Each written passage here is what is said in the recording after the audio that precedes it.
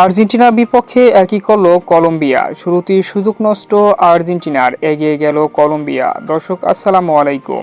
বিশ্বকাপ বাছাই পর্বের গুরুত্বপূর্ণ ম্যাচে আজ কলম্বিয়ার বিপক্ষে মুখোমুখি হয় টিম আর্জেন্টিনা।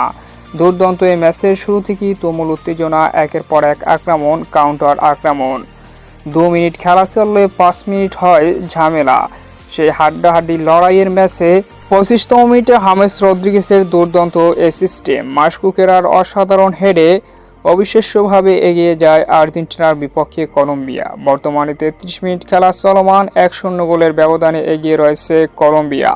তবে ম্যাচের শুরু থেকেই যেন কলম্বিয়াকে চেপে ধরেছিল আর্জেন্টিনা।